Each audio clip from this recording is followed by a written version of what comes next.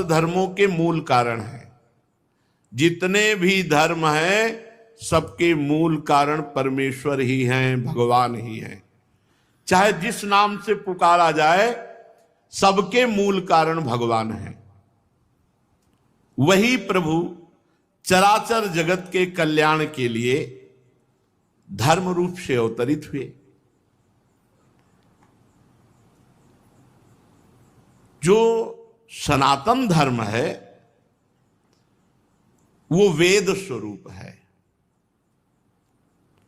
जो वेद है वो भगवान है। इसलिए भगवान श्री हरि ही सनातन धर्म है। जो भगवान श्री हरि के तत्व को जानने वाला महात्मा है वो सनातन धर्म है। जो स्मृतियां हैं वो सनातन धर्म है। धर्म पूर्वक जब कर्म किया जाता है तो कभी आत्मग्लानि नहीं होती, सदैव आनंद प्राप्त होता है। और जब धर्म से विमुख आचरण किया जाता है तो आत्मग्लानि होती है। हमारे सनातन धर्म के 30 लक्षण हैं। ये देवर्षि नारद जी कह रहे हैं सनातन धर्म क्या है? वेद। वेद क्या है? भगवान का साक्षात स्वरूप श्री हरि ही वेद रूप से हैं। तो सनातन धर्म वेद, सनातन धर्म श्री हरि और सनातन धर्म साक्षात भगवान का स्वरूप है। और ये 30 लक्षण हैं सनातन धर्म के। ये जो सनातन धर्मावलंबी जन हैं ध्यान दें, हमारे सनातन धर्म के 30 लक्षण हैं। ये सबसे पहला है सत्य। ये जो झूठ बोलते हैं अपने को सनातन धर्मावलंबी कहते हैं, ये धर्म का उल्लंघन कर रहे हैं। और अब 100 में कम संख्या होगी, 1000 में कोई एक हो जो इस बात पर विचार करता हो कि मैं झूठ ना बोलूं। 1000 में 100 तो नहीं पढ़ पाएगा। 100 में 99 बोले तो नहीं चलेगा। 1000 में एक कोई होगा जो ये विचारवान हो कि मैं सत्य बोलूं, झूठ ना बोलूं। हम लोग बड़े गर्व से कहते हैं हम सनातन धर्मावलंबी हैं। तो सनातन धर्म का पहला लक्षण है सत्य। और सत्य क्या है? भगवान। सब कोई जानता है मरने के बाद जब शव यात्रा होती तो सब बोलते हैं राम नाम सत्य है। जैसे अपने ब्रज में बोला जाता है कृष्ण नाम सत्य है, गोपाल नाम सत्य है, गोविंद नाम सत्य है। अगर भगवान का नाम जप नहीं करते तो किस बात के सनातन धर्मावलंबी? सत्य नहीं बोलते तो किस बात के सनातन धर्मावलंबी? रघुकुल रीति सदा चली आई, प्राण जाए पर वचन न जाए। एक बार कह दिया तो प्राण चले जाए पर अपने वचन नहीं झूठे होने देते थे। और यहां सुबह वचन देते हैं, शाम के भूल जाते हैं। सुबह कसम खाते हैं, शाम के तोड़ दे। और हमें गर्व से कहते हैं हम सनातन धर्मावलंबी हैं। हमारे सनातन धर्म के 30 लक्षण हैं। अगर ये लक्षण नहीं है तो आप कैसे कह सकते हो? पहला ही लक्षण है सत्य। सत्य है भगवान नारायण हरि राम कृष्ण। सत्य नारायण सच्चिदानंद रूपाय विश्वोत्पत्त्यादि हेतवे तापत्रय विनाशाय श्री कृष्णाय वयम नमः। जब भगवान कंस कारागार में प्रकट हो रहे हैं तो समस्त देवता करके जब स्तुति करते हैं तो पहला श्लोक है सत्यव्रतम त्रिसत्यम। त्रिकाल में जो सत्य है वो भगवान सत्य। नाम जप नहीं करते, सत्य नहीं बोलते, सत्य मार्ग पर नहीं चलते, किस बात के सनातन धर्मावलंबी? सत्य को समझो। दूसरा दया। ये हमारे सनातन धर्म के 30 लक्षण हैं। दया, सब पर दया। दया करने की सामर्थ्य उसी के हृदय में आएगी। जो दया का उल्टा क्या है? याद। जिसे याद है कि मैं कौन हूं, मेरा कर्तव्य क्या है। मैं सनातन धर्मावलंबी हूं, मेरा कर्तव्य है सब पर दया करना और सदैव भगवान की याद में रहना और सत्य बोलना, सत्य आचरण करना। दो ये हुए। तीसरा है तपस्या, सनातन धर्म का लक्षण। तपस्या किसे कहते हैं? जो अपने धर्म में चलने पर कष्ट प्राप्त होता है, उसे आनंद पूर्वक सहा जाए, उसे तपस्या कहते हैं। जो भी अपने धर्म पर चलने पे कष्ट मिले, काम आदि जलाते हैं, क्रोध आदि जलाते, बहुत प्रकार के ताप हैं। जैसे अब प्रातःकालीन बेला पर उठ करके स्नान करके अपनी दिनचर्या पे आना बड़ा कठिन है। 8 बजे तक खूब सोना, तो कहां वो 8 बजे तक सोना और कहां 2 बजे रात्रि के जग करके अपनी दिनचर्या करना। तो अपने धर्म के पालन में जो हमें कष्ट मिलता है उसे तपस्या कहते हैं। हमारे सनातन धर्म का पवित्रता, शरीर की बाहरी पवित्रता और हृदय की आंतरिक पवित्रता, ये सनातन धर्म है। खड़े खड़े लघु शंका करते हैं, पूरे कपड़े में छिट्टी पड़ती है, अपवित्र। शौचालय की सीट पर बैठकर लघु शंका करते हैं, उठे चल दिए, अपवित्र। शौच हुए, वैसे हाथ धो लिया चल दिए। नहीं, बाहरी और भीतरी दोनों पवित्रता होनी चाहिए। लघु शंका ऐसे स्थान पर करो जहां लौट कर तुम्हारे ऊपर छिट्टी ना पड़े। हाथ धोइए, पैर धोइए, आचमन कीजिए। शौच उतने ही कपड़ा पहनकर होइए जितने प्रक्षालन धो सको। और साबुन मात्र से पवित्रता नहीं मानी जाती। साबुन से एक बार हाथ धो लो तो एक बार रज से जरूर हाथ धो। थोड़ी रज ले लो, मान लो आजकल बड़ी आधुनिकता है कि नालियां जाम हो जाएंगी, तो थोड़ी रज ले लो, और रज का स्पर्श ही पवित्र करता है। जल, मिट्टी, रज आदि से बाहरी पवित्रता, और छल कपट, गंदी बातें सोचना, गंदी बातों के संकल्प बनाना, ये सब अंदर की अपवित्रता है। इसका त्याग कर दें। छल कपट, गंदी बातों का चिंतन, गंदी बातों का संकल्प त्याग करने से आंतरिक पवित्रता होती है। और बाह्य और आंतरिक दोनों पवित्रता पूर्ण रूप से सुरक्षित रहेगी यदि धर्म का पहला लक्षण सत्य, सत्य है हरि, सत्य है हरि नाम, यदि नाम चल रहा है तो भीतर और बाहर दोनों से पवित्र रहोगे। सवायाभ्यंतर शुचि, वाय अभ्यंतर शुचि। जो नाम जापक है उस अंदर और बाहर दोनों से पवित्र रहता है। जब तक पवित्र नहीं रहोगे तब तक आप उच्च कोटि के विचार वाले नहीं बनोगे। पक्की बात समझना, जितना आप पवित्र रहोगे उतने ही आपको दैवी संपदा के विचार आएंगे, उतने ही दिव्य महापुरुष आपसे मिलने आएंगे अव्यक्त रूप से। अब आप समझो, ये बात हम कह रहे हैं, इसमें कितने % लोग बच रहे हैं। पवित्रता बहुत जरूरी है। पवित्रता, ये जो आज के लोग है ना, बोले मन पवित्र होना चाहिए। सर ये बाहरी सब क्या है, तो दिखावा है। तो मन कैसे पवित्र होगा? बाहरी तो तुम्हारा मन अपवित्र हुआ है, भोगों में, शरीर में, संसार में। तो यहीं से पवित्रता शुरू होगी, तब तुम्हारा मन पवित्र होगा। बाहर से पवित्र होते होते अंदर पवित्र हो जाओगे। बाहर अपवित्र है तो। हमारा सनातन धर्म का लक्षण चौथा है पवित्रता। पहला सत्य, फिर दया, फिर तपस्या, फिर पवित्रता। 30 लक्षण है। ये सनातन धर्म है, इसको समझो।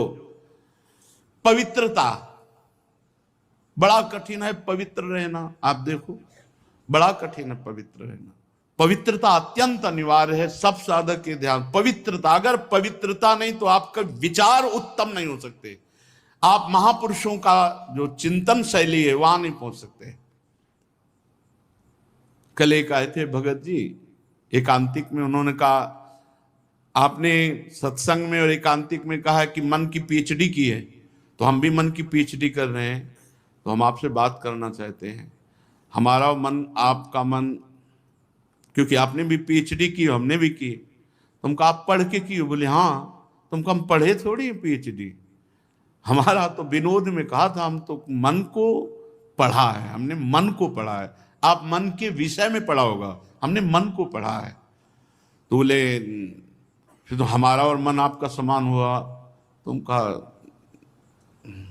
तुम्हारे मन को देखने की हमारी रुचि नहीं है और हमारे मन में पहुंचने की तुम्हारी सामर्थ्य नहीं है।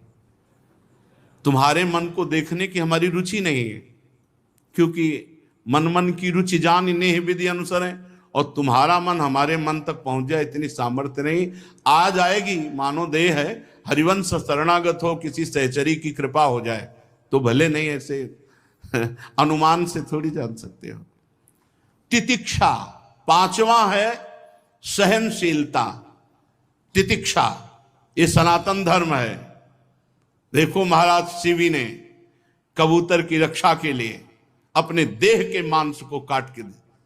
तितिक्षा, दूसरों के हित के लिए, दूसरों के मंगल के लिए भीषण से भीषण कष्ट सह जाना, भारी से भारी कष्ट धर्म के लिए सह जाना। श्री गुरु गोविंद सिंह के दोनों लाडले राजकुमार प्राण प्रिय दीवाल में चुनाए जा रहे हैं, लेकिन धर्म के आगे ना उनके हृदय में शोक है, ना उनके हृदय में मोह है। धर्म के लिए बलिदान। तितिक्षा, हर कष्ट को सहकर अपने धर्म का पालन करना, धर्म का त्याग नहीं करना। धर्म भगवान का साक्षात स्वरूप है। अगर आप धर्म के लिए कष्ट सहेंगे तो फिर कष्ट रह ही नहीं जाएंगे, अद्भुत आनंद आएगा। तितिक्षा, हर कदम धर्मात्मा पुरुष के सामने कष्ट रूपी कांटे बिछाए जाते हैं, और जब उन पर वो चलता है तो हर कांटा उसके लिए फूल के समान हो जाता है। पर इतनी हिम्मत होनी चाहिए, ये धर्म रूपी मार्ग में चलने पर ये शूल फूल बन जाएंगे, पर पहले शूल।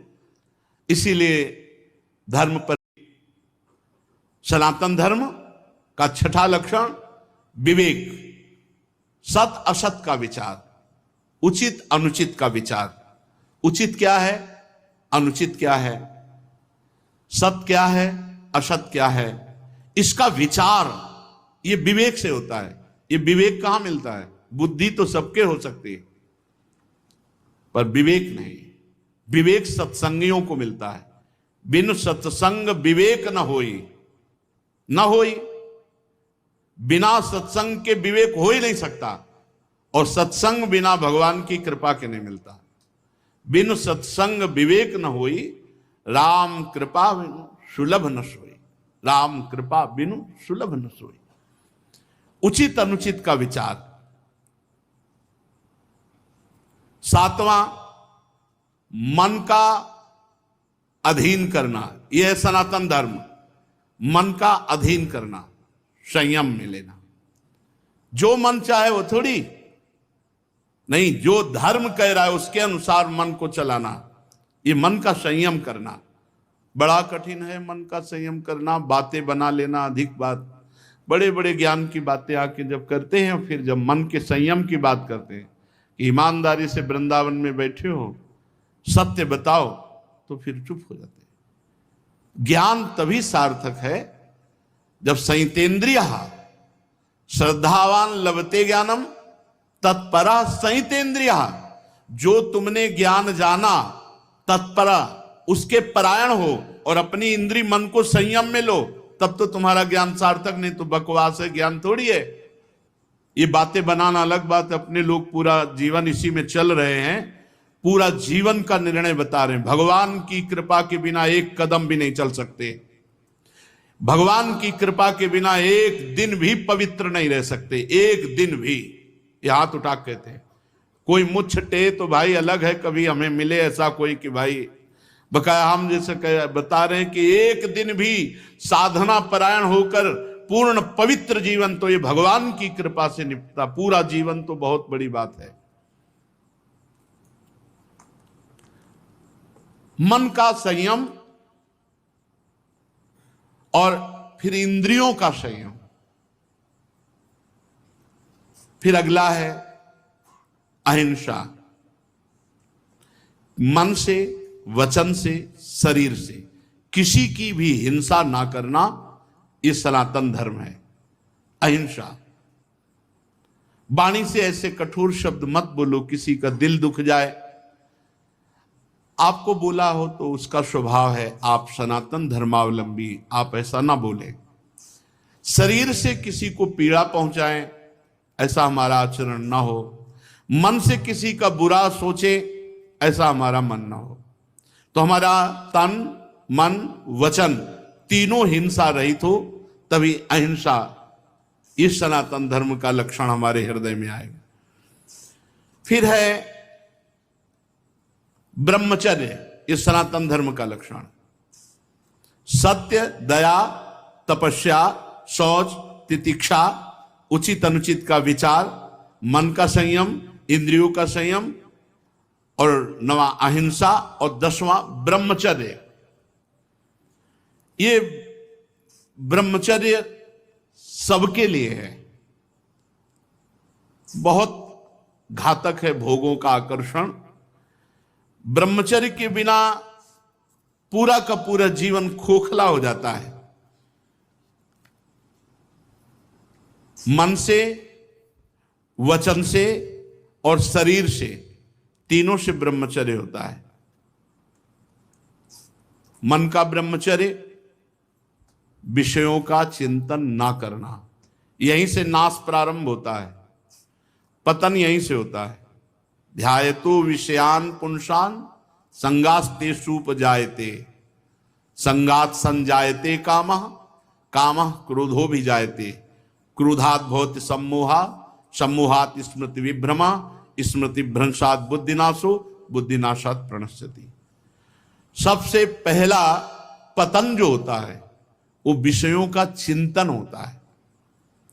ध्यायतो विषयान पुंसान, जब हम भोगों का चिंतन करते हैं तो हमें भोगों की आसक्ति प्रकट होती, फिर संग करने का मन होता है। संगास्तेषुपजायते, जब हम विषयों का चिंतन करते हैं तो विषयों का संग करने का, विषय भोगने की इच्छा प्रकट होती। जहां विषय भोगने की इच्छा प्रकट हुई, काम राज्य हृदय में छा गया। संगात संजायते कामा, और कामना जब बढ़ी तो सब मूढ़ता छा जाती है, स्मृति नष्ट हो जाती है। हम कौन हैं, हमारा क्या कर्तव्य है, हम क्या कर रहे हैं। सच्ची मानिए बहुत निकृष्ट, बहुत निकृष्ट काम। वचन से हमें कभी भोगों की बातें नहीं करनी, और शरीर से हमें कभी भोग क्रिया नहीं करनी। अधर्मयुक्त क्रिया का त्याग, धर्मयुक्त क्रिया की स्वीकृति, ये गृहस्थ धर्म और संपूर्णतया विरक्त धर्म। जो ब्रह्मचर्य रहता है उसे शरीर बल, मनोबल, बुद्धि बल, वचन बल, ये सब जागृत हो जाते हैं। वचन बल, जो बोला वही लागू हो गया, जबरदस्ती आपको मानना पड़ेगा। और मनोबल, जो संकल्प किया अंदर वही बाहर क्रिया प्रारंभ हो गई, वही दिखाई देने लगा। देह बल, रात दिन मेहनत करो फिर भी थकान नहीं।